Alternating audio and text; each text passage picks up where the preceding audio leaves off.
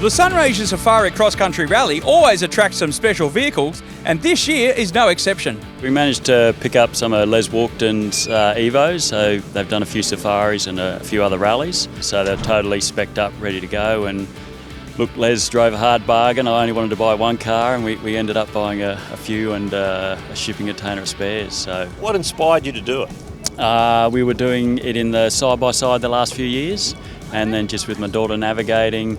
I think on one of the last stages there was 14 gates, and she wasn't happy and mentioned she wanted the door, so we started looking around and then came on Les's cars.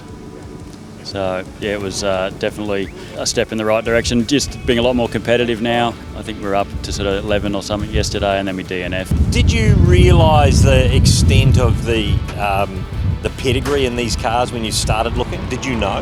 I had no idea. No, and really I'm just learning how to drive it. I've got a motorbike background, but just coming onto the bikes now and just learning, just don't back off and you can throw them around. Suspension's awesome. There's some pretty big whoop sections and you just keep it pinned and you can be swapping, and yeah, so a bit more power would be nice, but really I've got to learn to drive the thing. Now, there's always an Achilles heel. Sometimes it's the car, but in your case, it's actually the guy who's looking after the cars for you, isn't it? No, look, Ian Wilson does an awesome job. He's prepped all the cars. He's been living at our place for the last sort of 6 weeks, and yeah, no, he's done an awesome job. Yeah, they're just an Evo Pajero homologation special for Dakar in the late 90s. Not a bad little thing. Special car, really, aren't they? Yeah, there's only 2,500 made. Of the 2,500, I think there were 200 manuals built, which this is actually one of those 200. So this is an ex-Adrian DeLalo car from Western Australia. These are factory 3.5 litre variable valve timing engine, which were bespoke to these cars pretty much, I think.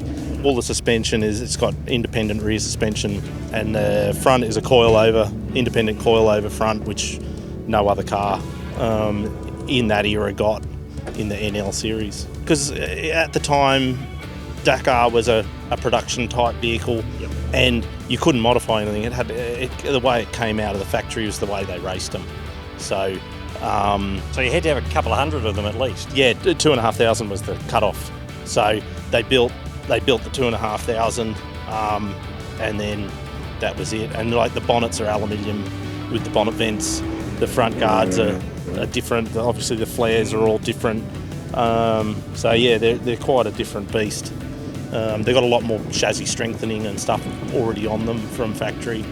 I built this car for one of the Western Australian safaris, and spent a lot of time on it. And I'd actually probably like to own it, just to have it in the corner of the shed, because it was the first car I really built on my own. Well, the funny story was, when I was looking at them in Tassie, I was FaceTiming him because his flights got delayed, and he's literally saying, yeah, I'll put that plate on and look for this bump stop. Yeah, you're right. So it was a pretty funny discussion. It was like, why are we, even looking at the cars? So you had found the right match then in terms of putting the package together? Yeah, for sure.